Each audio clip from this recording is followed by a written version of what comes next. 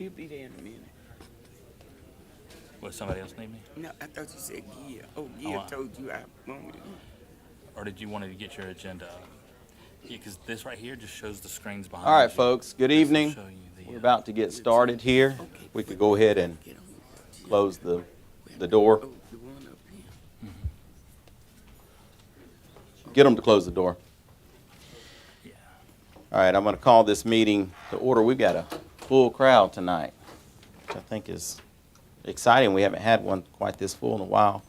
We've got Pastor Chris Rainey here tonight who will do the invocation, and then followed by that we will have the Pledge of Allegiance from Officer Kimberly Scott. And then I'll make a few remarks about these folks. So, Pastor, if you'll come up, and everybody, if you'll please rise. We'll ask you to lead us, to do the invocation for us. Let's go to the Father in prayer. There you go. Heavenly Father, you are good and great and faithful, and we thank you for today. Thank you for your many blessings. Father, right now we pray for our mayor and for our city council. Father, we pray for wisdom and discernment, Father, to be able to make good and wise decisions, Father, that would not only honor you, Father, but bless Villa Rica and our area. God, I pray for the conversations and discussions that happen tonight, Father, that they'd be uplifting and honoring, and all for your glory, God, and again, all for to bless this great community that we live in and this great area that we live in, Father. That'd be a wonderful blessing for all people, Father.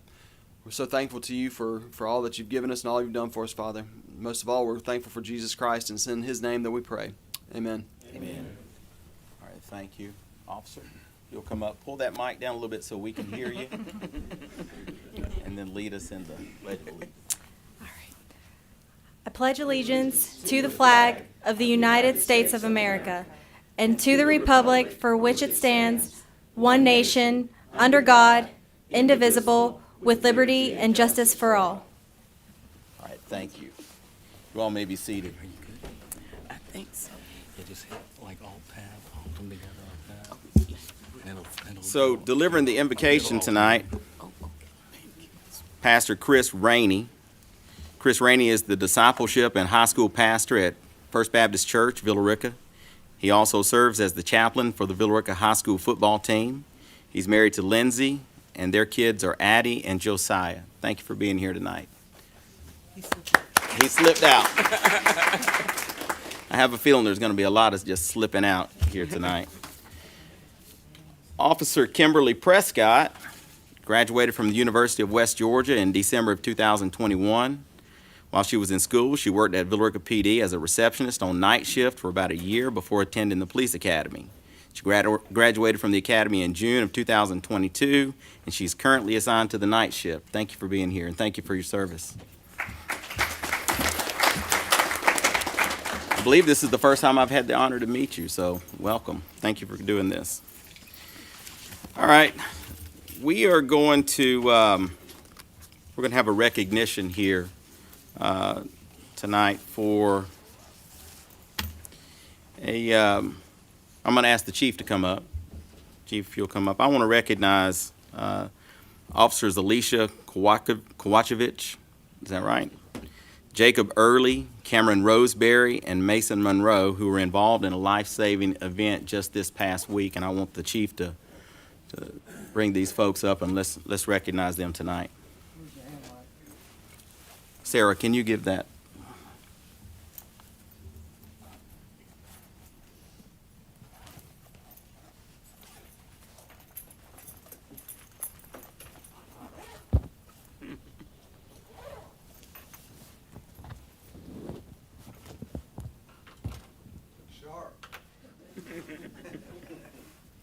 So on January 30th, 2023, at approximately 21:31 hours, Officer Kowachevich was dispatched to Wildwood Apartments in reference to a suspicious person. During the investigation, she was flagged down near Building 500.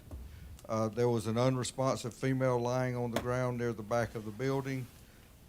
She responded to the back of the building, observed the female on the ground. The female was purple, blue in the face. Officer Kowachevich then started CPR after she checked for a pulse. She started giving chest compressions. Officer Early, Officer Roseberry, and Officer Monroe arrived on the scene to assist. All officers rendered aid by rotating and giving chest compressions.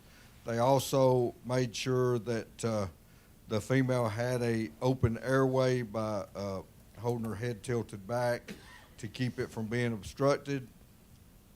Officers on scene continued to render aid until fire and EMS arrived on the scene. It was determined that the female was having complications from asthma and had attempted to knock on the neighbor's door, and that's when they called the officers to get there. I feel like our officers definitely saved a life, and she was supposed to be here tonight. Come up here. So.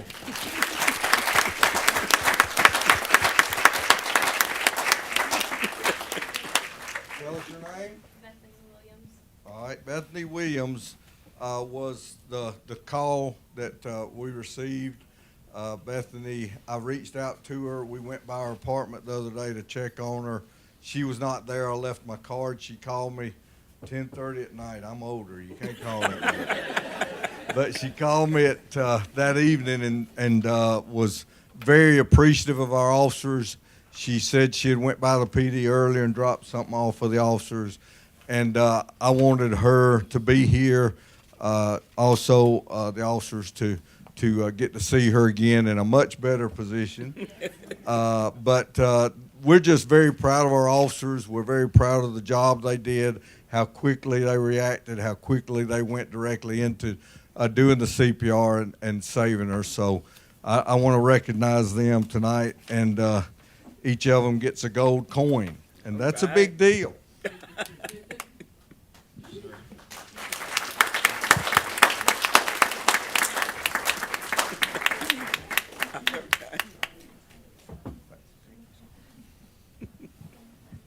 I told Alicia she was going to have to give a speech, and she started to walk out the door.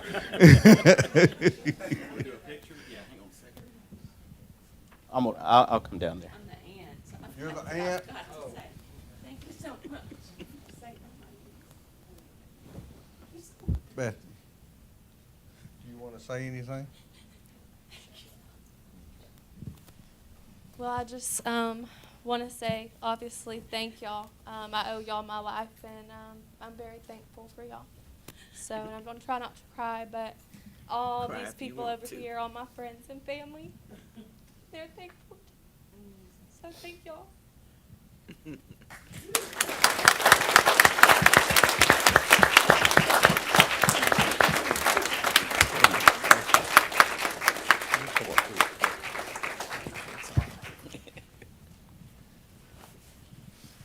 Squeeze in.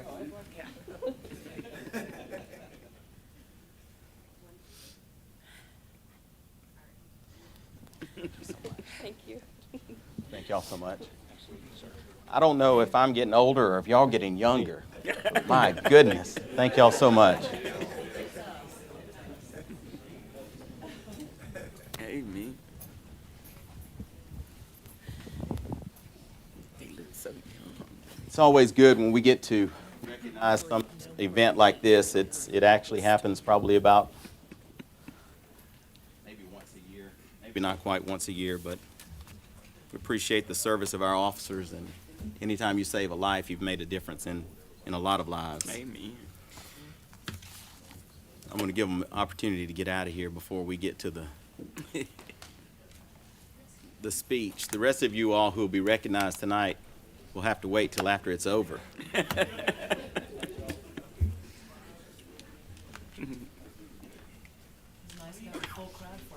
It was.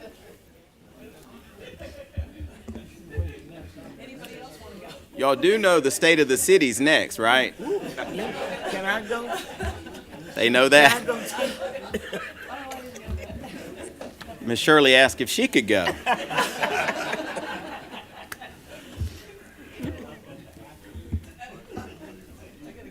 Right. Out of respect for the family and friends, we moved that up ahead. Yeah, that's good. So thanks to one of members of our community who is constantly doing research and statistics, I was made aware today that this meeting is the 894th meeting of the mayor and council for the city of Villa Rica. I'm proud to be here in these times because the city of Villa Rica is undergoing a tremendous change. I grew up here, and this isn't part of my remarks, so unfortunately I'm going to extend these a little bit, because to see things change like I've seen them is humbling, because we come from such a small city. You can look at the art that's been that just recently got hung in here, and you can see how small the city was and how far it's come. And today we're trying to build a foundation for this city to allow us to move into the future, because we know that this growth is going to continue. Even if it pauses, it will continue, and we have to be prepared for that growth. So as we close out another year, indeed the 3-year period that included a worldwide pandemic, I'm pleased to report to the citizens of Villa Rica that the state of our city is strong and getting stronger. Over the past 3 years, we have made smart, planned growth a priority as developers across the metro region look westward. We have made substantial improvements in our water and sewer infrastructure while we cope with the same employment and supply issues common to many small businesses and local governments. We are preparing for the future every day. By making plans for smart future growth, by making careful hires and supporting our employees, by taking careful steps in an uncertain economy, we have built a foundation to handle our current growing pains and meet our future challenges. Let's take some time to review the major developments of the past year. Our total cash position remains very healthy, standing at $30.4 million as we begin this new year. This includes all sources of revenue, as well as the final half, about $3 million, of the American Rescue Plan Act funds, known as ARPA, which is federal money for local governments to offset the economic impact of the COVID-19 pandemic. Although it was widely believed the 2020 pandemic would negatively impact sales revenues, that was not true locally, and our sales tax revenues continue to be healthy today. In fiscal year 22, our share of the combined Carroll County and Douglas County lost, which is the local option sales tax, totaled $3.9 million, which was $477,000 more than fiscal year 21. Specifically, the Carroll County lost increased by 13%, and Douglas County lost increased by 14.5%. Visitors to our city boosted hotel tax receipts, which grew a whopping 22% in fiscal year 22. These revenues have helped the council maintain the same millage rate for the past 3 years. Indeed, looking over the last 5 years, we have had the lowest millage rates in more than 30 years. Our self-funded health care fund, which provides custom health care to our employees, also performed well, with $1.2 million in cash reserves. Without this self-funded plan, that surplus would have gone to a large insurance corporation. In May of 2022, the city refinanced the revenue bond that pays for our wastewater treatment plant, saving the city $2.8 million in interest over the life of the bond. Our city increasingly is becoming well known across the state for our economic progress. Twice last year, Georgia Trend magazine, the leading business journal in the state, profiled the city, along with Douglas and Carroll counties, as regional leaders in business. Last June, the city was approved for a $1.7 million state rural downtown development grant to help us with road improvements. I want to especially thank our council members, as well as our public officials who wrote letters of support for this grant, including State Senator Mike Dugan, State Representative Jay Collins, Carroll County Commission Chair Michelle Morgan, and Carroll Tomorrow CEO Karen Handel. Our goal is to put this grant to work downtown as part of an overall plan to improve connectivity with east and west side of Villa Rica. In October, the city received a $1.4 million grant from the Atlanta Regional Commission as part of their Livable Cities Initiative, LCI. This grant will pay for engineering designs for making our downtown more livable and easier to navigate for pedestrians and motorists. Still to come, We got word last year that Villa Rica is among 7 cities in the state selected for the Georgia Initiative for Community Housing Program, GIC, which helps towns improve and beautify housing within their communities. For the next 3 years, the city will have help in developing strategies for neighborhood revitalization and to seek out affordable developments for elderly, disabled, and moderate income households. Although not a grant, just this morning I received a letter from the governor informing me that the city has been approved for a low-interest $3 million GFA loan, money which will be used to improve and build on infrastructure. Much of our progress in 2022 has been hard to see because it has involved underground pipes or it's done in places the public seldom visits. For example, we refurbished the Connors Road booster pump station, increased the flow capacity at Cowan's Lake, and upgraded our way of remotely monitoring our water systems. We renovated the North Plant and West wastewater plants and replaced or rebuilt 16 lift station pumps. Altogether, last year we repaired 133 service leaks, repaired 22 service lines, installed 5 water main valves, and replaced 7 fire hydrants. And we cleared about 6 miles of sewer easements. Much of this work was to help make way for new construction that we had already anticipated. In May, Arbor Valley Communities broke ground on Cleghorn Street for its Arbors at Villa Rica development. This was the first major housing construction in the city since the pandemic. In September, Walton Communities opened the first phase of Legacy at Walton Trail, a project that broke ground in 2021. Legacy will eventually replace Old Town Homes, a federal housing project dating back to the time of President Harry Truman. This facility is on Dallas Highway, which is becoming a major professional and commercial corridor. It's also where Verida, formerly known as Southeast Trans, has relocated its headquarters from Atlanta in a terrific new building. In October, I was proud to speak when the Carroll County School System opened its new wing at Villa Rica Elementary School.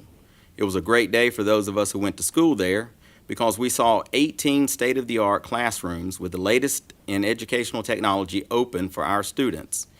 It was also a continued demonstration of the strong partnership we continued to build with the school system. I want to thank the Carroll County School Board, its chairman, Bryant Turner, and vice chair, Sandra Morris, for their willingness to consider working with the city on its proposed East Side TAD, and particularly Superintendent Scott Cowart, who has shown proactive leadership in meeting the needs of a growing school population in northern Carroll County. I also want to recognize Villa Rica's own school board members, Carrie Miller and Dr. Bernice Brooks, who have represented well the interest of all parents of school-aged children in and around Villa Rica. In November, we welcomed Flex TC at the groundbreaking for their new headquarters on Industrial Drive. This creator of pre-engineered buildings for planned and unplanned construction projects has a national presence thanks to their relationship with the Masters Golf Tournament, Major League Baseball, and the NFL. As many of you have noticed, GDOT began clearing the path for the North Loop bypass late last year. Not only will the bypass remove much of the truck traffic that clogs downtown, this new road will also open a new commercial corridor on the east side of town. Of course, the biggest construction news for the east side this year is the Fuqua mixed-use development, which is now underway along Mirror Lake Boulevard. This one development holds the promise of changing our city just as the Mirror Lake community did 20 years ago. Along with over 400 new places to live, the Fuqua plan will feature a 60,000 square foot grocery store, new retail shops, and new restaurants that will improve our quality of life. It will also be the anchor development for the East Side Connector, a roadway that will provide a long-needed link between downtown and the Mirror Lake and Liberty Road communities. We all know traffic issues persist across our city, in particular the deterioration of Punkintown Road. Earlier, I mentioned the $1.7 million Rural Downtown Development Grant. That, along with Carroll County SPOS dollars, will help us begin to address this. To be clear, traffic will continue to be a problem for us for the foreseeable future. But our 2018 traffic study, which was recently updated, has given us a literal road map showing us the traffic patterns and choke points in our road system, data that our traffic engineers can put to work. The Fuqua project promises to bring new tax revenues to our city, which we hope to use to improve Punkintown, Old Stone Road, and other roadways, and to build new roads on the east side that will improve traffic flow and emergency access to the area. We cannot have such improvements without the kind of growth the Fuqua project represents. but we must make sure that this growth is planned and managed. This will help us avoid the kind of growing pains some of our neighbors have experienced. To that end, we want to put these new developments within a tax allocation district. Doing this gives us a way to manage growth by installing new infrastructure paid for by the development and by leveraging our influence with developers so that new residents do not adversely impact county or city services or the county schools. This year, the city continued to demonstrate that it is a fun and vibrant place to live. Our downtown stores and restaurants continued to see more customers and sales since the pandemic. This past year, Midnight Star, a 1980s band, played at the Mill Amphitheater, and cover bands for the Rolling Stones, Elton John, Billy Joel, and Fleetwood Mac also took the stage at the Mill. Last year, there was another great West Georgia Jazz Festival and Thomas Dorsey Birthplace Festival. And our July 3rd fireworks extravaganza was perhaps the best we had in years, making our town the place for West Georgians to celebrate Independence Day. Our downtown area will improve this year. A mural is being painted outside 407 Main Street thanks to our city being selected by Go Georgia Arts, a statewide art program. Due to public demand, our community farmers market was revived last year, and I'm happy to report that this outdoor market for locally grown meat and produce will return in May for another run through September. Last year, SPLOST dollars helped our recreation department open a splash pad that parents and guardians of young children seem to love, giving them a place to have fun during the hot months of spring and summer. The pandemic significantly affected our recreation department, but we are recovering the momentum. Last year, after a 2-year absence, the city launched a new gymnastics program with camps held during the summer. We had 166 kids participating, and due to their positive feedback, we've expanded the program to include tumbling. A co-ed sports program called the Little Nugget League was created in the spring of '22. The league introduces boys and girls ages 3 and 4 years old to diamond sports. 6 teams participated in this first season, and another 7-team league was formed during the 2022 fall season. Altogether, 1,766 kids participated in youth sports programs offered by the Recreation Department in activities like football, cheerleading, baseball, softball, and basketball. In this last budget, I proposed and the council approved a master plan study that will involve architects, engineers, and other planners mapping the future of the Recreation Department. This long-needed project will look at our programs and facilities so that we better serve the community. We had an exceptional season at Pine Mountain Gold Museum. The Ghost Train, celebrating its 10th year, saw 3,575 riders and generated over $43,000 in revenue. Winter Wonderland, one of the best Christmas light displays in the metro area, entertained 3,078 riders who paid $37,000 in tickets. Only bad weather prevented both events from beating previous ridership and sales. Also, last year, Tanner Health System gifted the city with land along Talbert Drive that we plan to develop into a passive park, the first for that side of town. Another section of that track will be developed by inline communities. Our city received statewide attention this year when Chief Michael Mansour was named the 2021-2022 Outstanding Police Chief of the Year. We congratulate him on that and appreciate having him here in the city of Villa Rica. In 2022, police officers worked 1,241 accidents and issued 2,933 citations. The department also made over 1,568 arrests, including suspects in 2 separate murder cases. The City Council funded significant upgrades in police equipment, including protective gear that will help keep these officers safe, and the department instituted training on how to use their vehicles for protection during an assault. Retaining qualified police personnel is an ongoing issue. We have many law agencies competing with us for trained personnel, and we are working to ensure that the officers we train keep their experience and knowledge here. Last year, we added pay for officers who worked the night shift, and we issued raises and retention bonuses across the department. We also created a new recruitment video to attract trained officers from across the region and a website so they can apply with us directly. And we have updated our policy on officers with beards and tattoos. As always, our officers were also active in the community. In 2022, they gave a presentation on avoiding fraud and theft to those at Connors Road Senior Village. They also hosted a ladies' self-defense class, as well as a city yard sale at the Mill Amphitheater. And there was another successful Citizens Police Academy. During Christmas, our officers provided families, specifically 94 children, with a better holiday thanks to our annual Shop with a Cop program. And just last week, our officers rendered life-saving aid to one of our citizens who had gone into medical distress. By performing CPR until EMS arrived on the scene, the actions of these officers made the outcome very favorable. We began 2022 with a new librarian in place at the Villa Rica Public Library. Dr. Rachel Lynn has already brought new learning opportunities to kids and adults alike through many creative programs, and we expect more of the same throughout this year. Villa Rica welcomed Lena Taylor as our new Human Resources Director, filling a position that had been vacant for far too long. Through her leadership, we have been developing ways to make sure our experienced staff remain here in Villa Rica despite the demand for employees across the region. We have planned a new salary study in this year's budget to ensure we remain competitive with neighboring governments. To prevent the loss of institutional knowledge through retirements, we have begun a policy of succession planning. When department heads retire, employees are being trained and prepared to step into their shoes. As we enter 2023, we will continue to address challenges both old and new. Villa Rica continues to search for new sources of water that will help as our future demands grow.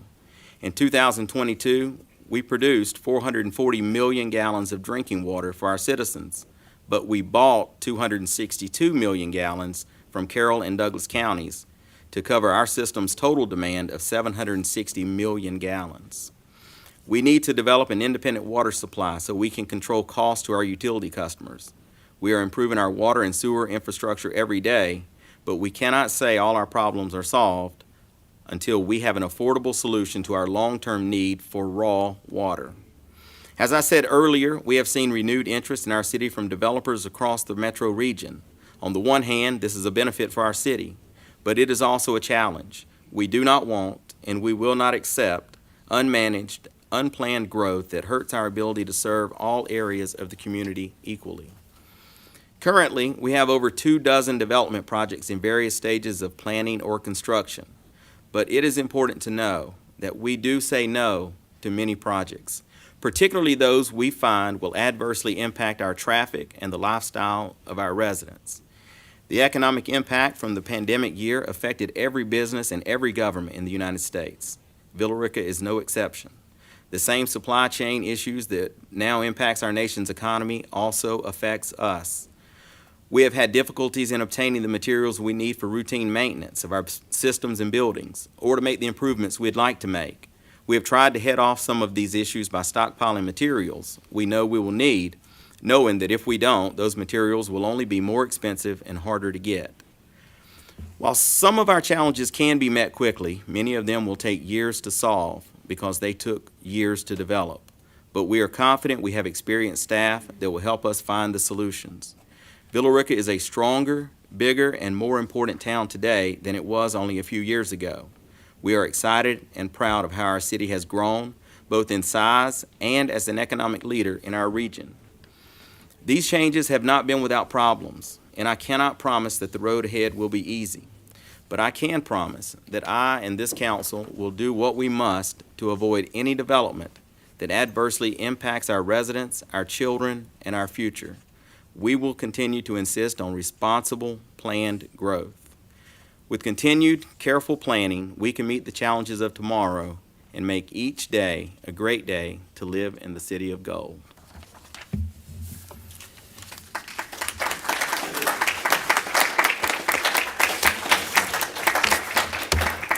You know, I know that was rather lengthy, and the truth is, it's rather lengthy to read it too and to prepare it.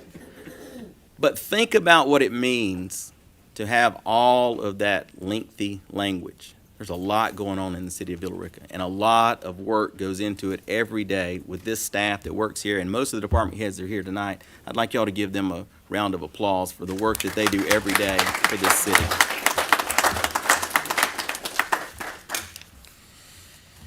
Now, I'm going to those other folks who wanted to slip out of here will do these ceremonial presentations, and they'll have that opportunity to do that. So I want to recognize Matthew Weingarten for 5 years of service with the police department. I'll ask you to come forward, and I'll ask the chief to come up.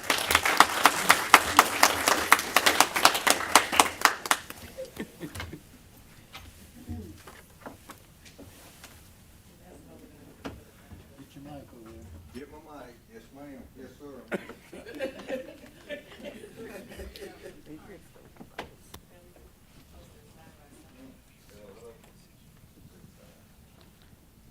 Doesn't sound like it's on. So we're recognizing my oldest son, Matthew. If you noticed the picture earlier in the meeting, they had a picture of him when he dressed up like me and came to work. He looked a lot like me. Yeah. So anyway, 5 years. That's fantastic. We're just very proud of you.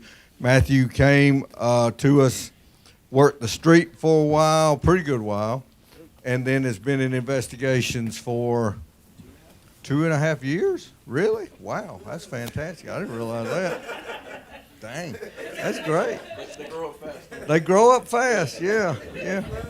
Still paying his college debt, but it's okay. But no, we're thrilled to have him. He's been awesome. He's been a great. See, he looks a little like me. But he's been a great inspiration to me in many ways because he stays on me and picks on me a lot. I was going to say we recently sent him to school to learn how to do the voice stress, which is like a polygraph. So he does a lot of our new employees and is doing a fantastic job. And that's a hard class. I can tell you, I went through that, so I know how hard it is. So congratulations, Matthew, 5 years.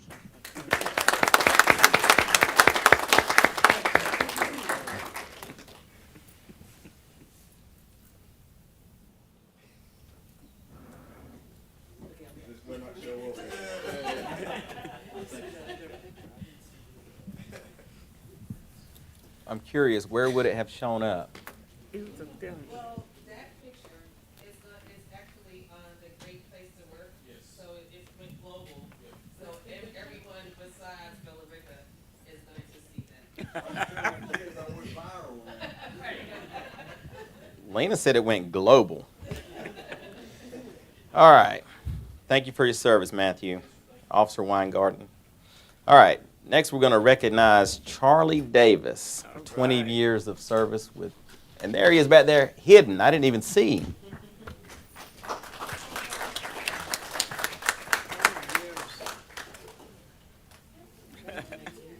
Charlie.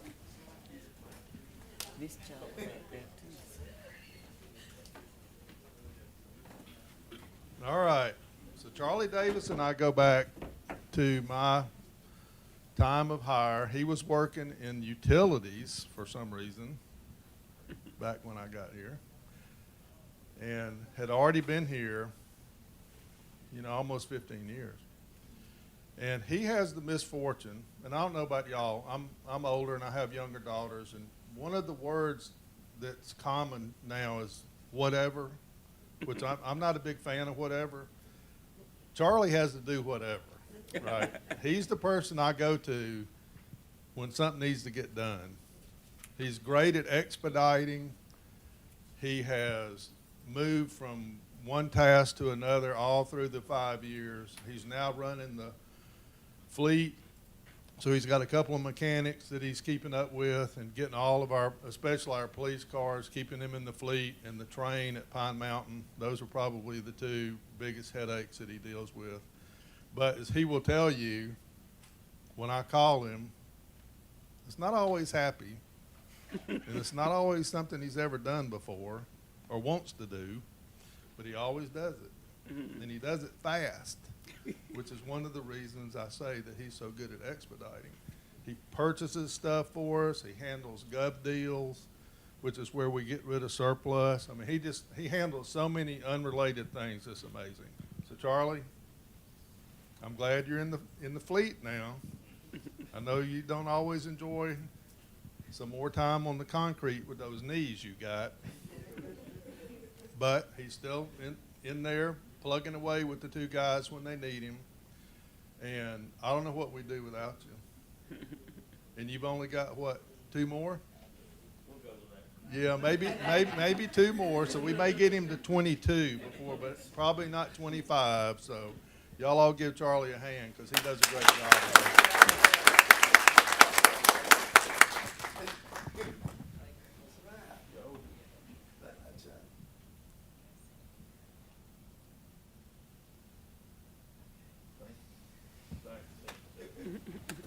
Thank you, Charlie.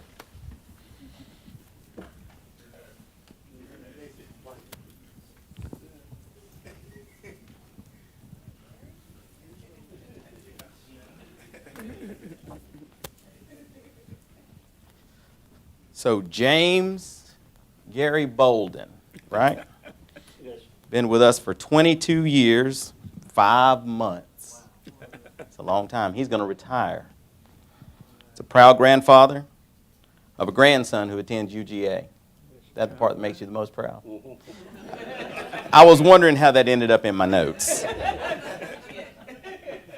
So I'm going to present you tonight with meter technician and grateful appreciation for your outstanding contributions and commitment to the city of Villa Rica. Congratulations on your retirement. Thank you. Thank you, sir. Let's take a picture, and I'll let Tom say something nice about you.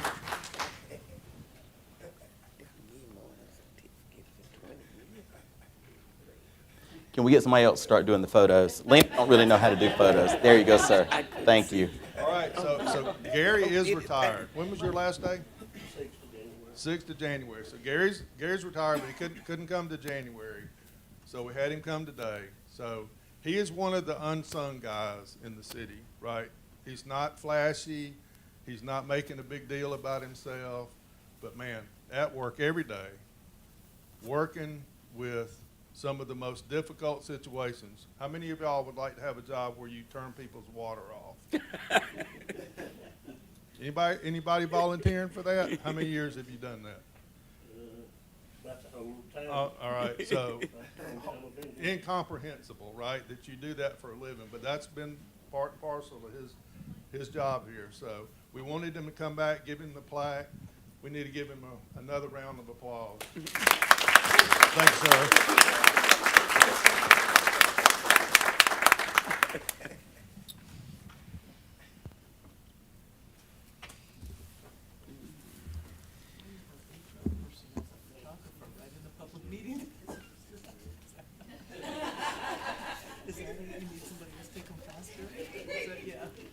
How many pictures did you actually take, Lena?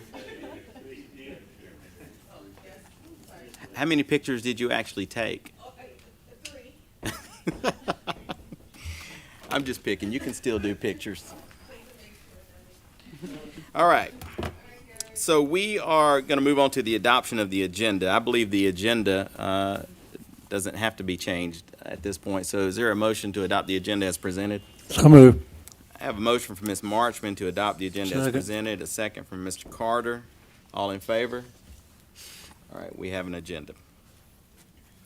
All right, we're going to move into public comments. There were none at the work session earlier today, but I have a list here now.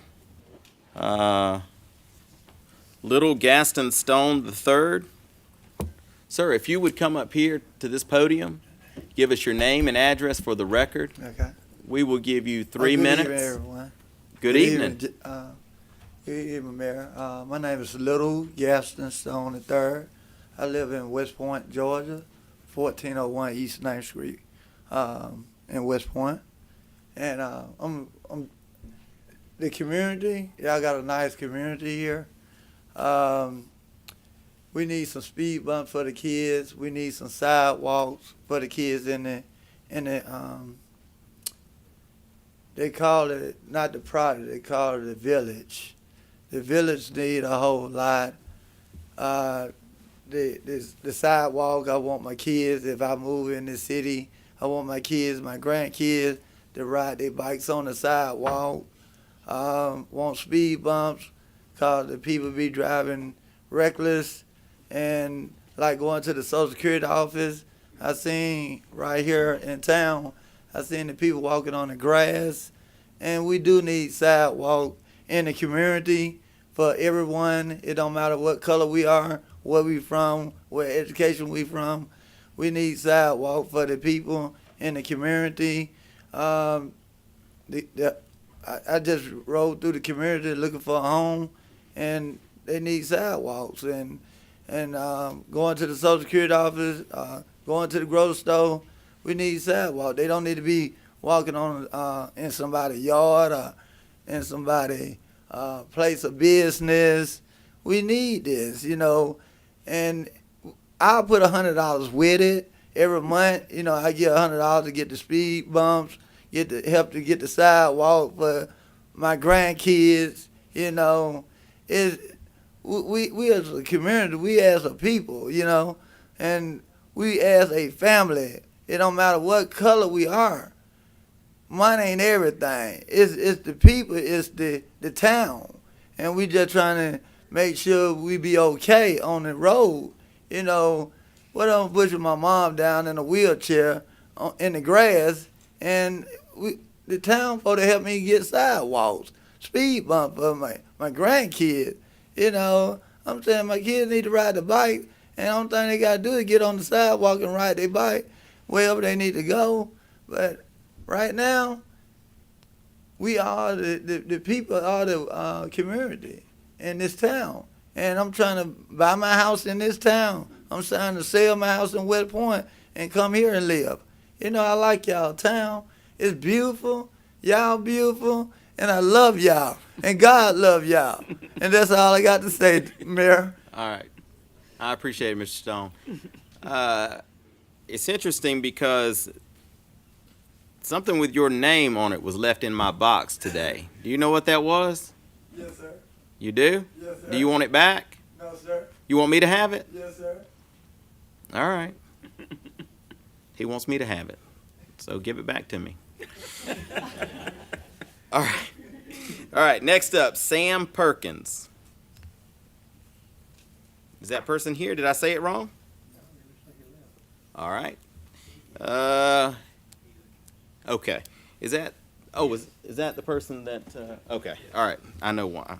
All right. I think we addressed his concern already. All right. Tony Reeves. Mr. Reeves, if you'll come up here, give us your name and address for the record. We'll give you 3 minutes, sir. It's Tony Reeves at 601 Magnolia Street. I'll keep it short because it looks like y'all are getting ready to fix a problem already. It's on the consent agenda for Punkintown Road. Okay. I know that I've talked to Leslie, and I think y'all probably received hundreds of calls here over the last month. That road has just got terrible. What I'm going to ask is a map that y'all do have online showing the areas of immediate concern. It's not a well colored map, so it's really hard to tell. Only thing I ask is it doesn't look like it goes all the way up to Shoreline Parkway on the northbound lanes. It looks like it basically goes to Parkway Circle, somewhere in that region. So I don't know. I think the Public Works Director, have we got a replacement for the Public Works Director? Okay. I just want to know if we need to supplement to come back to the council and get more money to bring that paving further up to Shoreline Parkway, especially on the northbound lane. Is that something the council can do? Well, so I didn't read off the little protocol that I normally do. I'm going to let you speak, and then after you speak, I don't want to interrupt you. Okay. So go ahead and finish, and then I'll address this. Okay. Because basically, that section at Shoreline Parkway back down to Parkway Circle is just as bad as you continue further up north. I've had probably 2 instances in the last 10 days where I've had, vehicles swerve across the line trying to avoid all the potholes where they almost sideswipe you. So I think it's important we definitely get that section re-asphalted, milled down, at least up to Shoreline on the northbound lane, because that's basically where all those huge potholes start. All right, now listen to your response. All right, thank you. Okay, so earlier today we talked about this in the work session, and here's the deal. The entire road is going to have to be rebuilt from essentially the intersection at Connors Road all the way back to 61. But what we're addressing right now is the most immediate concern because it has deteriorated so bad. What we don't want to do is go in there and spend a bunch of money and then come back and tear it all up again and then rebuild it because we know we're going to have to do the whole thing. So what we're doing now is just that section that's most concerning, even though we're going to probably end up having to tear some of even that back up. But that's what we're trying to address right now. And if you want to get a little bit more detail, you can go back and watch the work session from earlier today. Okay, all right. All right, thank you. Okay, now, is there anybody else here who would like to speak? I don't have anybody else on the list, but I'll recognize anybody even if they didn't sign up. Anybody? All right, I'll close public comments. I don't know how I slipped around and didn't read off my little paragraph here, but I made a mistake, so. Okay, let's move on. So earlier today, oh no, council updates. Would anybody like to be recognized for council updates? All right, Ms. McPherson.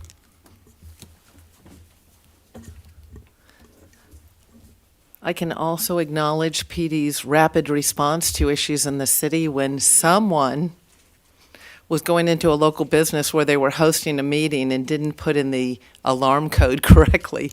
And I set off the alarm and I thought, oh, well, I'm good to go. I think I got it shut off in time. And sure enough, in a few minutes there they were. And I pled my innocence that I was not burglarizing the local business. But anyway, that's been my only interaction with PD recently, which is nice. That was really nice to hear that story. I did not know that. I have one other concern. Most of the downtown is in Ward 3. Now, that's going to change with us adopting the new ward maps with the new lines since we took the last census. That takes in those downtown businesses and everything. And it's been rough on the small businesses with COVID. It's tough to own a small business, period. I know people, even one of my neighbors that's coming in late at night, closing up and still working, when you run your own. But we've had some move out, some that are struggling to make it, and more heads are better than one. And so I want to implore all of us up here, our citizens too, to just be thinking of ways that we can not only shop downtown, be an encouragement to businesses, maybe creative things we can do as far as taxing, licensing. I'm just trying to think of a way that our town does not do what it was before it got revived. Because it's rough. It's rough right now. Everything's more expensive. People have less expendable money, so maybe they're not shopping as much.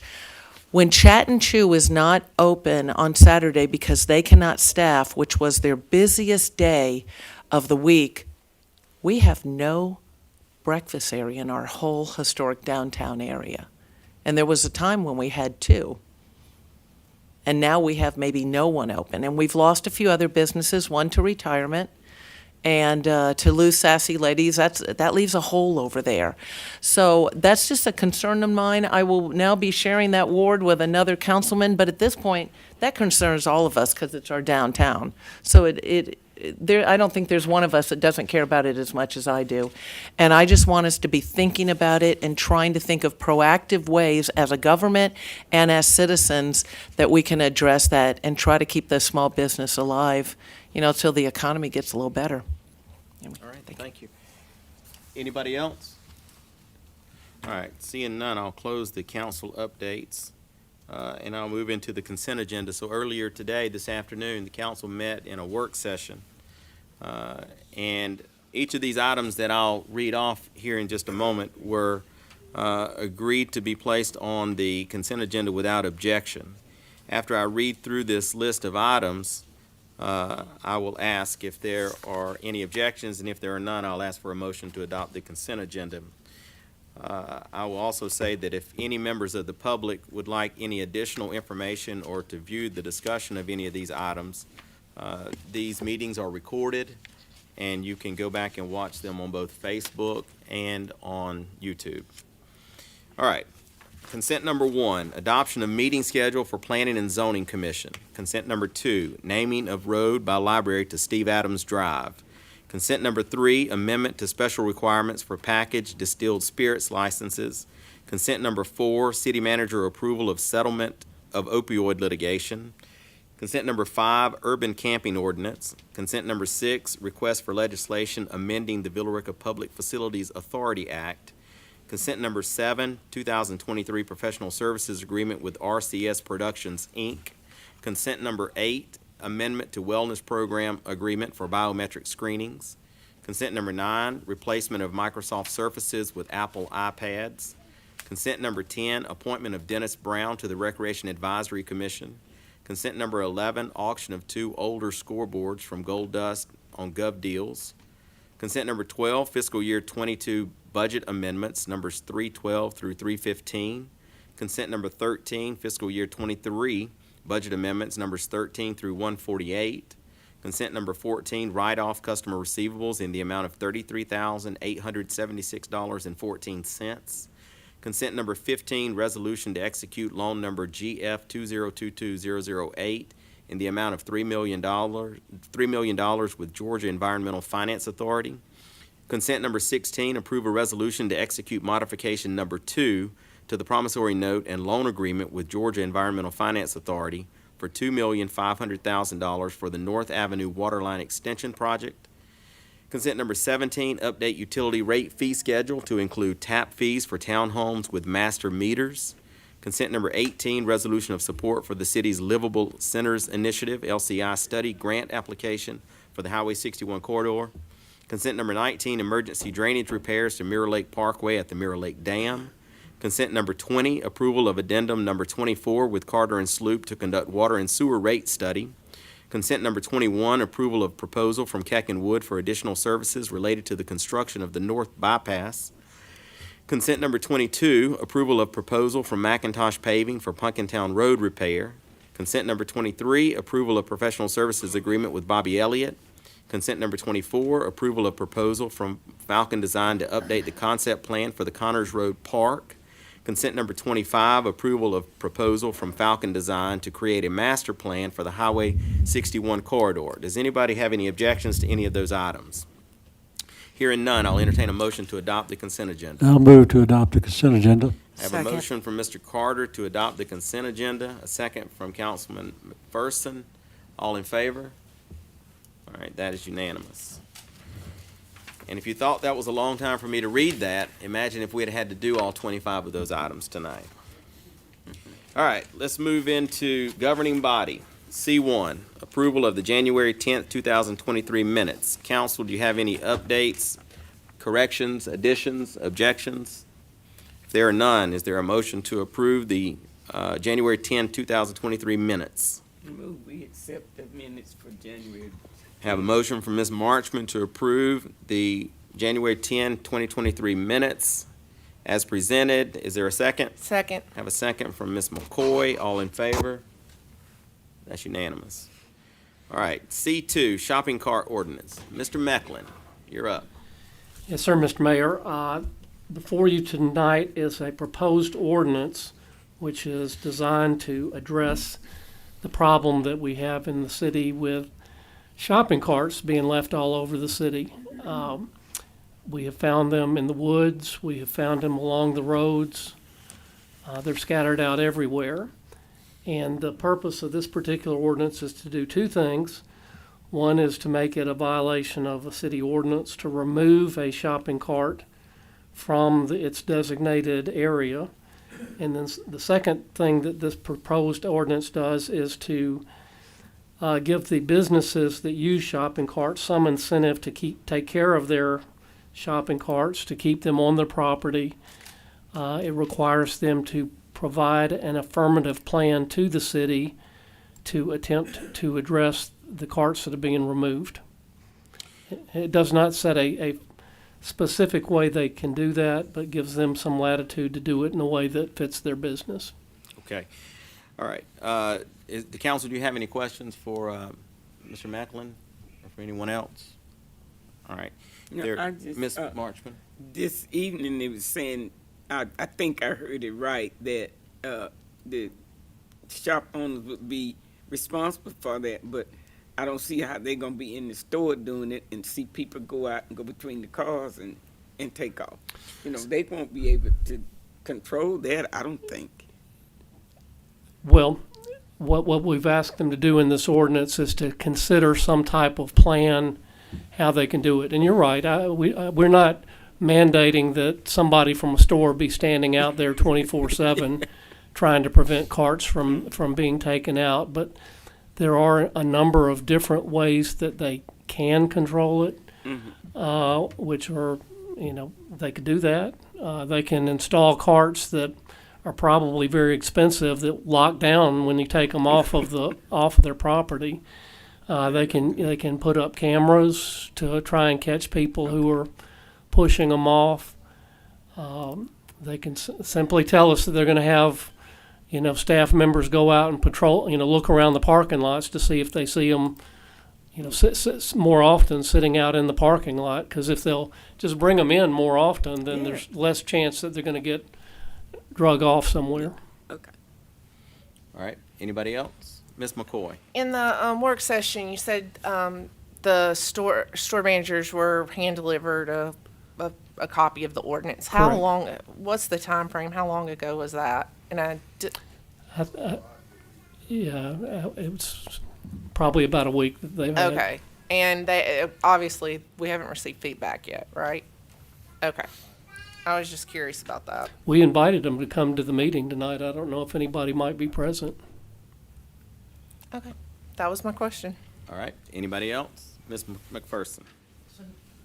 So not a question but to reiterate why when we discussed it this afternoon, why I didn't want it on the consent agenda, is I just felt like we had not addressed this in any other manner other than let's make legislation or a law. And I thought, why don't we just communicate with these businesses, tell them what we're looking for. Sometimes they send a contractor out, just like our Publix did in Florida, and they got the contractor that goes out and he picks up their carts because they cost money. They're expensive. And if they're notified, 10 of your carts are sitting over, wherever, behind Ingles or whatever, we'd like you to pick them up. And then if that doesn't work and we don't get it, they know that we might need to escalate to something that would be more demanding. But I'd like to see if just on a cooperative way with businesses, we could say, we want this problem solved, we need your help. And see if that helps. If they're back in the woods and the bushes, it's going to take, somebody's going to have to notify them that they're there, for the ones that are being carted off and being used for camp settlements or whatever.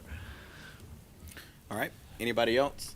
Ms. McCoy. Well, I was going to say, we talked about last month that this is an issue, and it's in the paperwork, it says what a safety hazard it is. So we are going to delay it and not take any action on it. Instead, try to work through without something in paper. That just doesn't make a lot of sense to me. So that's just really more my comment than my question. But to kind of speak on Ms. McPherson's comments is instead, because it's February 7th, it says it would take effect March 1st. Could we not maybe have it take effect April 1st or May 1st in order for there to be some time for the businesses to provide feedback and to kind of hey, this is coming, and be a little more cooperative that way as a compromise?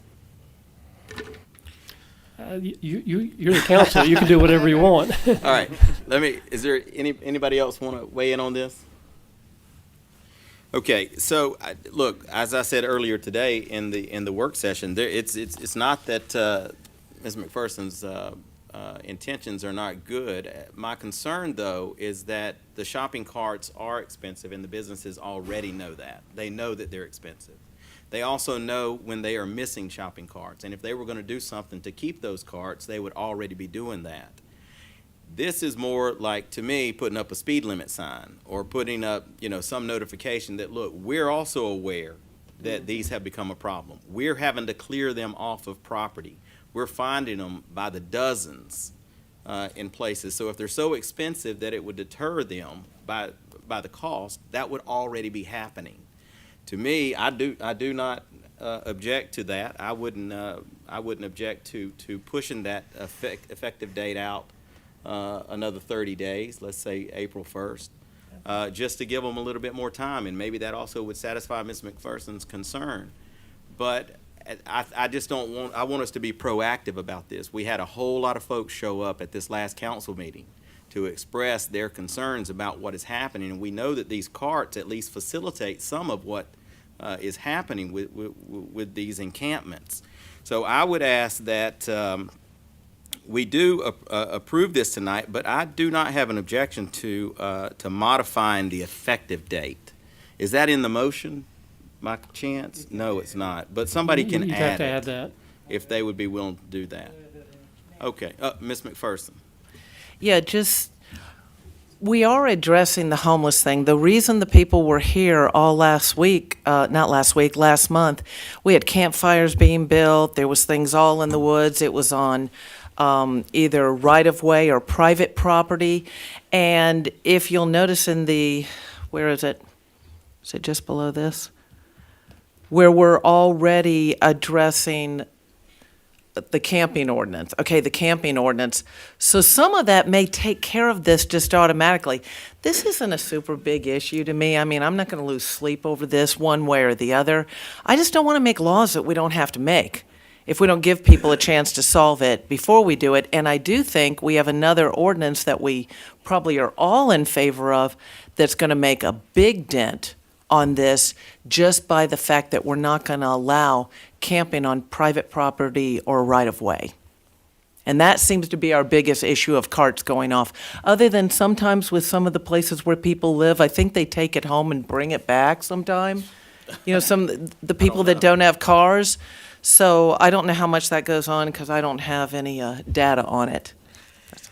I would also just, it seems like a consideration to me as well that the management of these stores, so let's just take, for example, Walmart, and I try not to highlight anybody, but they probably have the most shopping carts of any business here in town. That manager there is going to have to justify expenditures. And if he says to his upper management, look, I need to be able to save money by hiring somebody to watch these carts, or an extra security person, or I got to pay a guy to go pick these carts up here, there, or yonder. This gives him another tool to say, and by the way, the city is on me as well. They're going to find me, so we're going to save more money this way.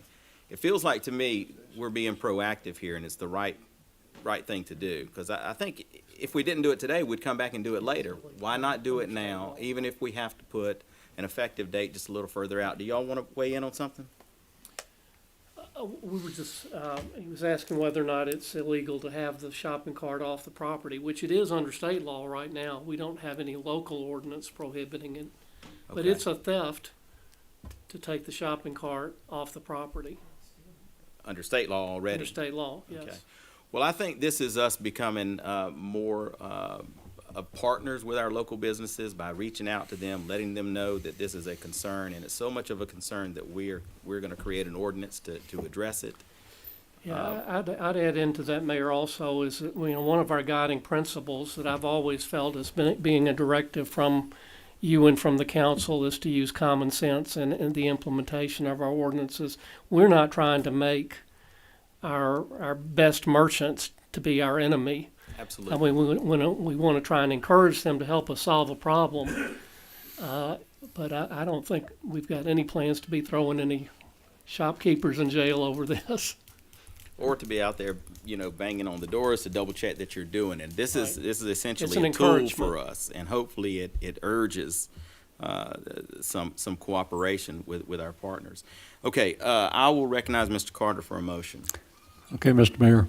I'll move to approve the ordinance amending Chapter 16 of the Code of the City of Villa Rica to provide for the regulation of shopping carts as attached hereto, effective April the 1st. All right. Second. I have 2 seconds. All right, I have a motion from Mr. Carter to approve the ordinance with an effective date of April the 1st, and a second from Ms. Marchman, and then a third from Ms. McCoy. All in favor? All opposed? All right, that motion will pass 4-1, and I hope this will help us to eliminate or at least mitigate all of these carts all over the city. Okay, C3. This is the second reading of the ordinance to redistrict the council wards. Mr. Mecklin. Yes, sir. Last month, you had the first reading of a proposed ordinance to amend the charter of the city of Villa Rica to redistrict our wards, which we are required to do under the one person, one vote principle of the Constitution. Every 10 years after the decennial census, we are required to take a look to see if our wards are properly balanced. They were not after the 2020 census came out. This proposal has redistricted the wards in a way that does meet the constitutional principles.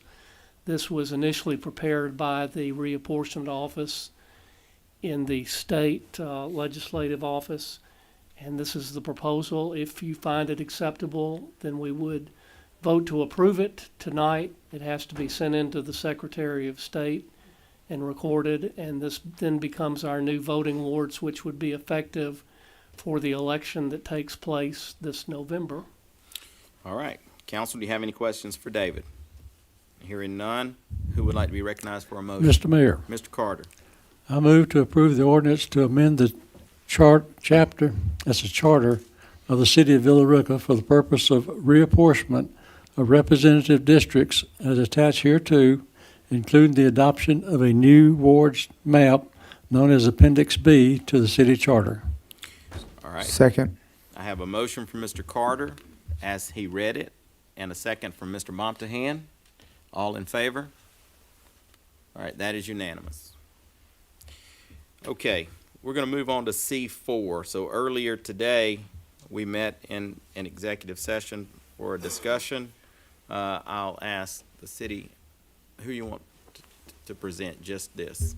Oh, Mr. Carter's got the motion, but Yeah, no, I'll get that. I just want somebody to just introduce, just briefly introduce this individual. During executive session this afternoon, after work session, we discussed the appointment of a new position for us, a full-time public works director. His name is, the candidate is Hal Birch, and we discussed him, interviewed him for a little bit, and we have a recommendation from staff to bring him on as our new public works director. All right, and under our charter, all department heads, directors must be approved by the mayor and council, and I'm going to recognize Mr. Carter for a motion. Okay, based on staff recommendation and our review of his qualifications, I move that we approve Hal Birch as the Villa Rica Public Works Director. Second. All right, I have a motion from Mr. Carter to approve the hiring of Hal Birch, the new Public Works Director, and a second from Ms. Marchman. All in favor? That is unanimous. All right. When's he going to start? Do we know? 21. All right. Wonderful. Okay, moving on to community development. D1. AUP Enterprises, doing business as Mirror Lake Wine and Spirits. Application for a distilled spirits retail license. This item will have a public hearing. Ms. Nairi, Yes. please present this item. All righty. Good evening, Mr. Mayor, council, and those in attendance. Okay, so we're about to get things kicked off in Villa Rica. Alcohol. All right. I like how you say that. The party, did you say the party is about to start? The party is starting in our department. All right. All right, so basically, I am here to present the application and public hearing for issuance of a distilled spirits retail license permit to AUP Enterprise LLC, doing business as Mirror Lake Wine and Spirits. Because this is a first for Villa Rica, it's pretty lengthy background. I just wanted everyone to have information, so I'm going to read it. The applicant, oh, there you go. Okay, I wanted to make sure he was still here. AUP Enterprise LLC is registered with the state as a domestic liability, limited liability company, has applied for the distilled spirits retail license. It's going to be built. So right now, the address is 0 Connors Road, but I believe Douglasville will issue a formal address once the property is built. This applicant will be situated in District 1 for the city of Villa Rica. There are 3 applicant holders: Hardik Patel, 50% stockholder, Unani Patel. I hope I'm pronouncing that correctly. If not, forgive me. And Rashashandra Patel. All 3 individuals have submitted themselves to Villa Rica Police Department and passed met the requirements of the criminal background check according to FBI GBI standards. AUP Enterprise LLC is not new to this type of operation, as they own and operate Carrollton Beverage at 1128 North Park Street in Carrollton. They operate also several convenience stores in Carrollton, and I did converse with a representative with the Carroll County Licensing Department and learned there have been no complaints against this business, and in fact, they bestow a high praise. So Hardik Patel has proposed the business hours to be Monday, Tuesday, and Wednesday, 9 a.m. until 10 p.m. Okay. Thursday, Friday, and Saturday, 9 a.m. until 11 p.m. Sunday, 12:30 p.m. until 9 p.m., which is also the same hours they follow in Carrollton. All right, council, do you have any questions for Nairi at this stage? Ms. McPherson. Nairi, on the background, it mentions District 5, but then mentions a District 1 in the bold print. Is that supposed to be Ward 1? Let me see. On my background sheet, you have one that says District 5. District 5, section, comma, Douglas County, hold on. and then the last sentence says the location is situated within District 1. That's legal description for it right here. Okay. Yeah, well, with Douglas County, they have it legal description, 2nd District, 5th section of Douglas County, Georgia. So let me interject just for a minute. That is a legal description Right. in how properties are assigned. That you Exactly. find that in parcel maps. Got that. That's what she's talking about. Mhm, But it that's says, from the so what's the distinction between District 5th section? right. It's the 5th And then section. District 1. Okay, that's all legal, has nothing to do with the city sections or the city wards. Right. That's the county. Got it. Mhm. Okay, thank you. Okay. All right. Anybody else? Okay. Is the applicant present? Yes. Sir, if you would come up, I'd like you to introduce yourself, and I'm going to give the council an opportunity to ask you questions, and they may not have any. But then I'm going to do a public hearing on it. Good evening, council members. Good evening. My name is Hardik Patel, and as Ms. Simpson said, we own Carrollton Beverage in Carrollton, and we've owned and operated for about past 2 years now. And while we do, along with that, we also manage multiple gas stations in Carrollton. That's been happening for about 9 years now. I originally grew up in Canada. I moved here about 9 years ago when we bought the businesses, and since then I've been in Carroll County. Great. Yep. You want to tell us about how much you love Villa Rica and how excited you are to be here? That is why we picked Mirror Lake or Oak Mountain. So here we are. All right. Yep. Good We were looking into houses all over Carrollton, Villa Rica, but this is the place we chose over everything else. Yep. I don't blame you. All right. So, council, do you have any questions for this applicant? Anybody? All right. So, what I'm going to do is I'm going to open this up for a public hearing, Sure. and then we'll see if we have anything else for you. So, is there anybody here who would like to speak for or against this application? All right. Hearing none, I'll close the public hearing. Mr. Macklin? Mr. Mayor, I was just going to add in here, because this is the first time that we've done this, I want to make sure that the council is aware actually what we are doing. Okay. We are, we accepted the applications, and this was one of the ones that met all of the requirements for us to proceed to this step.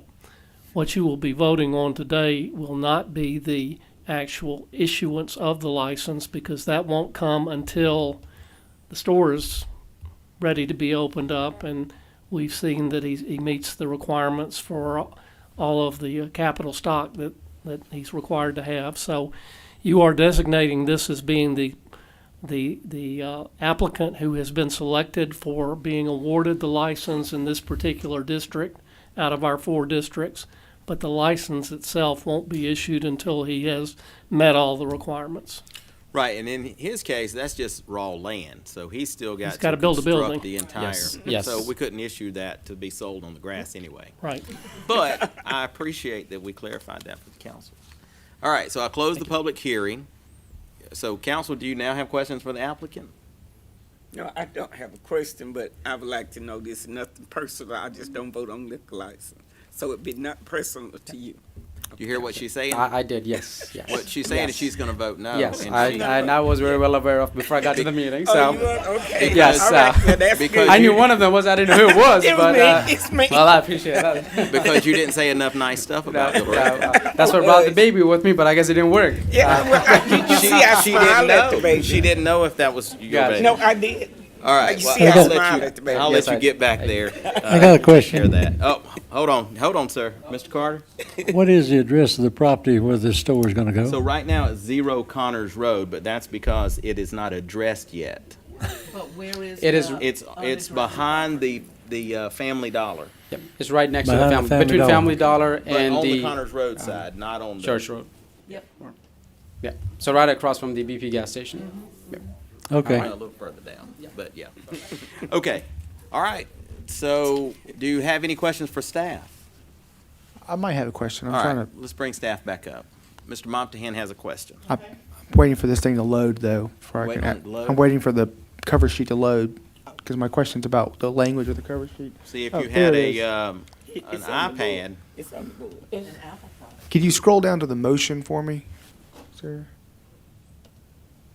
Okay, so I just need clarification because that language says issuance of the distilled spirits retail license permit, but then Mr. Mecklin said that we're not voting on the license. So can we distinguish this for me? Get clarification? Yeah, in my own words, I would say that we're voting to make this applicant be the designated licensee without actually issuing the license tonight. And I don't know if you feel like you need to modify anything, maybe not, but it's almost a conditional license. If you meet all the statutory requirements for construction and inventory, you are You the get it. designated licensee. Correct. Is Right. That's correct. Yeah, the purpose for this, because we spoke on this extensively, the purpose is to present to council, that they have met the requirements that has to be built. I asked Attorney Mecklin, he did change the language where we put in we changed the language anyway of why we were here. So they will be back because I made it clear as far as state licensing issuance, it's kind of preliminary to even be here, but it was something to present to council in the interim just to show you how we're moving along in the process. But they will come back before you council for the final, once everything is constructed. Okay. And the letters we sent out, I have copies of it to the applicants to make that very clear. Well, and just one step further too. What is about to happen is he's gonna go out and spend $1.5 million or $2 million to construct a building. So he needs to know that building that building and doing all of that, he does end up with a license. Exactly. So, Is that wording sufficient? Is that It's sufficient. The other thing you could do is just read it as it is. Yeah, it says we're approving the request. It doesn't say we're giving him a license. Right. I think you're okay. okay, all right. Any Okay. other questions? Okay, who would like to be recognized? I'll for a take motion? All right, Mr. Carter. I move to approve the request of issuance of a distilled spirits retail license permit to the business of AUP Enterprises, which is Mirror Lake Wine and Spirits. All right, I have a motion to approve the request of an issuance of a distilled spirits retail license permit to the business of AUP Enterprises, doing business as Mirror Lake Wine and Spirits. Mr. Mack. Yeah, just so that we can all be completely clear and comfortable about this, let me amend the motion here, if I Sure. have your permission to say. I move to approve the issuance of a distilled spirits retail license permit to the business of AUP Enterprise DBA Mirror Lake Wine and Spirits, conditioned upon their compliance with all requirements. Okay, I'll accept that. What he said. All right, are you getting this, Sarah? You got to go back and listen to all of it, don't you? All right. I'll write it out. I'm not for going to He just repeat it. added with So the you're going to have to conditions. listen to that language. All right. Is there a second? Second. I have a second from Ms. McCoy. All right. I have a motion as read off by the city attorney made by Mr. Carter and a second by Ms. McCoy. All in favor? All opposed? That motion will pass 3-2. Okay, let's move on to D2. VRLS Corporation, Yes. application for a distilled spirits retail license. This item will also have a public hearing. Go ahead, Nairi. Okay, so VRLS Corporation, Domestic Profit Corporation, the owner is here and also has applied for the distilled spirit license.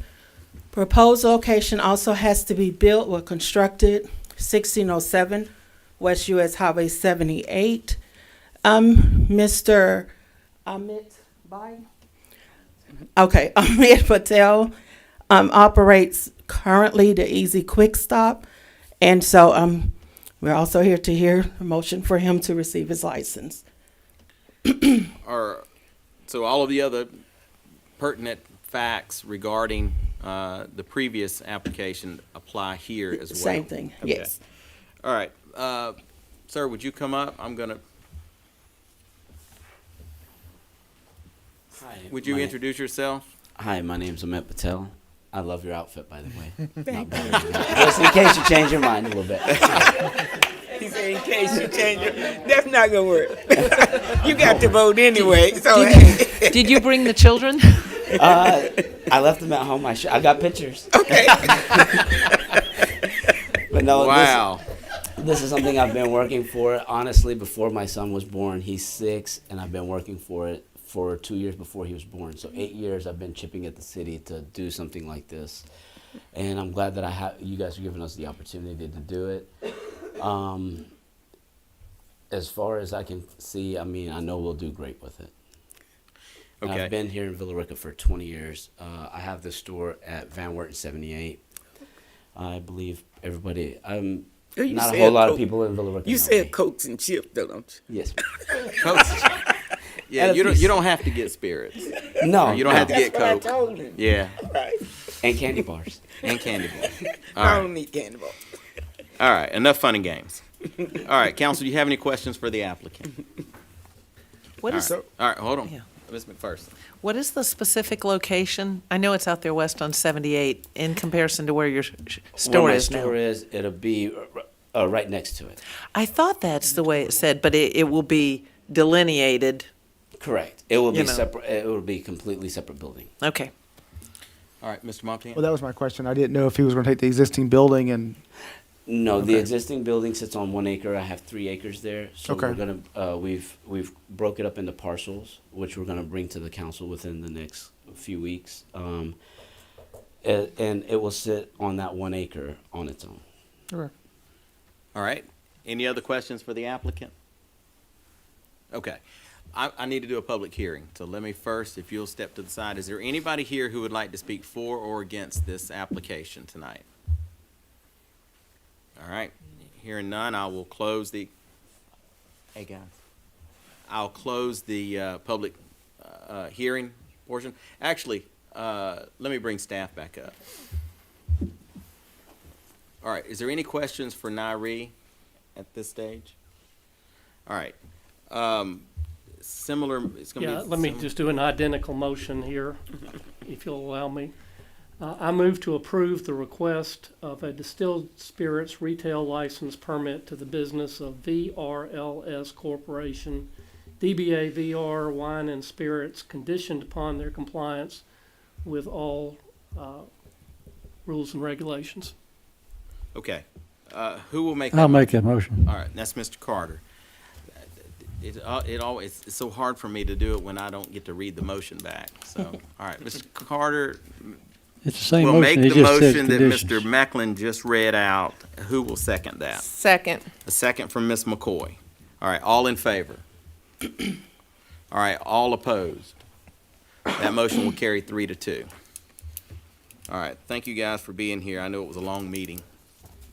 It wasn't that long. Y'all, you should have enjoyed it. The first 20 minutes was probably riveting. Was who? You learned a lot, though, didn't you?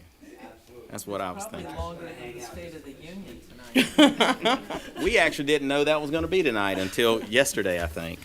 All right, let's see what Nairee's got next. Okay, D3, special use permit for scholarship event held by Georgia Food Industry at Mirror Lake Golf Club. This item also requires a public hearing. And sir, if you have any doubt about whether or not she was picking on you, watch what she does with this one. All right, go ahead, Ms. Nairee. Okay.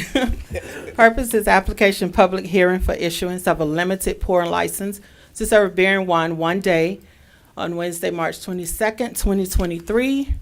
The event time is from 7 a.m. to 3 p.m. at Mirror Lake Golf Club. Georgia Food Industry Association, operated since 1912. And basically, they are having this event to support their scholarship foundation. Wow. All right, council, do you have any questions for Nairee? I know this item was introduced earlier today in a work session. All right, if there are no questions, let me do a public hearing. Is there anybody here? Is the applicant here? They are not. They're based out of Florida. They were going to They send are us- here. Okay. She did. Oh, thank you. Okay. Would you guys like to come up and introduce yourself and say anything? You don't have to. It's not a requirement. All right, come on up. Chance to be in a spot. Joel, be sure and get a close-up. I'm just kidding. Good evening. My name is Kim Peterson, and I represent Georgia Food Industry Association. We are the trade association representing the grocery industry in the state of Georgia. And our education foundation holds its annual spring golf tournament fundraiser at your Mirror Lake course each year. And we've done that for a number of years. I don't know how many, maybe around, have we done it that long? Oh. So, anyway, so we do that each year, and it's my understanding that you've had some changes to your requirements, so this is our first year having to come before the council for the permit. So the tournament itself benefits our education foundation, which provides scholarships to students of our members and in the industry. And Carrie, who is here with us, is on our board of trustees for the Education Foundation, and he's our treasurer, and he can speak more on that. That sounds wonderful. How many people come to that? We have around, we have already sold out on our golfers, so we have 288 golfers, and then 25 trustees who help volunteer and host the event for our members. And so all told, once we have our sponsors and our volunteers and staff, we will probably have around 350 people. And the event raises about $100,000 for our foundation. So we're very Wonderful. thankful for you to host it for us. All right, well, I'll let you have a minute. Kerry Hitchcock, and just to touch a little bit about our organization is we believe in putting back into our families. I'm an independent operator that represents the Georgia food industry at this time, but I have the opportunity to also speak for the Kroger, the Publix, a lot of the national brands that are out here. A lot of the challenges were talked about earlier in the meeting about getting help. You know, that's a big challenge for all of us. So what we do is we really try to support our employees, our associates that represent us as a group. So we're trying to keep them in the industry because it is a tough challenge to keep people out there at this point. This is one of our fundraisers that we do a year. We give over $100,000 in scholarships every year, and so it's a big event for us. And you know, we're happy to do this here.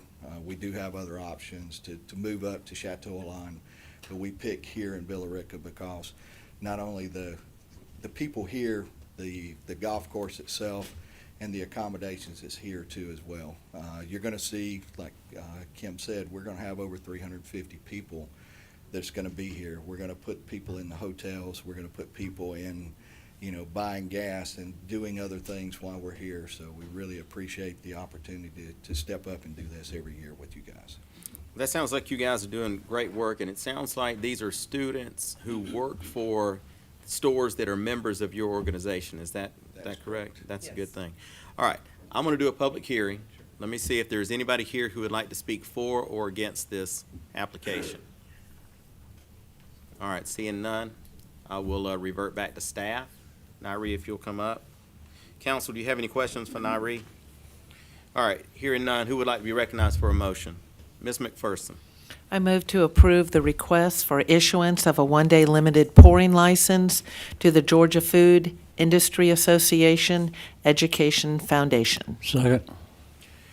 All right, have a motion from Ms. McPherson to approve the request for issuance of a one-day limited pouring license to the Georgia Food Industry Association Education Foundation. That's a mouthful. And I have a second from Mr. Carter. All in favor? All opposed? You see that? I just picked with her a little bit because I just like doing it, really. Yeah. So, all right, thank you, Nairi. Was that your last item? That is. It was, thank you. All right, Ms. Hallman, you were up. Financial update. You have 63 seconds. Just kidding. Okay, all right, this is the financial update as of December 2022. You can see our cash position is at 34.6, almost 34.7 million, with the general fund making up 9.7, water and sewer 4.1, sanitation and solid waste 240,000. The Mirror Lake connector, based on that developer agreement with the Fuquay development, is at 7.2. We have had one draw. I believe it will show up in January, and I think we just got emailed another draw today. And then you have your Carroll County SPLOST for 2015 has 648,000. 2016 Douglas SPLOST 3.2 million, and Carroll's 2021 Carroll SPLOST at 6.2 million. Our residential permits and taps for December, we have 11 total building permits at 26,000, 28 water taps, and 26 sewer taps. Local option sales tax, as you mentioned in your State of the City address, we are still seeing an increase when you compare it from the same time period last year. 6% increase for Carroll County, 9% for Douglas County, for a total of $182,000 for Carroll County and $157,000 for Douglas County. Property taxes. This is new for this this presentation. We've collected through December. We've collected 61% of what we budgeted or what was billed for Carroll County, and 85% for Douglas County, for a total property tax collection of just under $3.7 million. You will see in January's update we are at the 95 to 99% collection. Business activity, water and sewer is an enterprise fund. We have generated around $2.3 million in revenue so far this year, and we have about $2.8 million in expenditures. So right now we have a net loss of about $590,000. The sanitation and solid waste is our other business activity enterprise fund. We've generated $416,000 in revenue, and we have total expenses of $395,000, so we have a net income of just over $20,000. Our self-funded insurance fund is still performing well with about $1.3 million in the bank, and we've had a savings of $172,975. And this does include the transfer out, or the cash coming out for the incentive pay for Christmas bonuses. The end. Incentive pay. Incentive pay. Okay, Council, do you have any questions for Jennifer? Wonderful. All right, David, do you have anything? I know Tom's not going to do a report today. I do not have anything. All right. I feel like we're a little early, but I'm excited. I'll entertain a motion to adjourn. Have a motion from Ms. Marchman to adjourn. Second. Have a second from, that was a literal tie. That was a literal tie. So, Sarah, just pick. I'll give it to her. Whoever you want to do it. I do my best to hear them, but there you go. There he goes with the baby. Baby's asleep. Oh.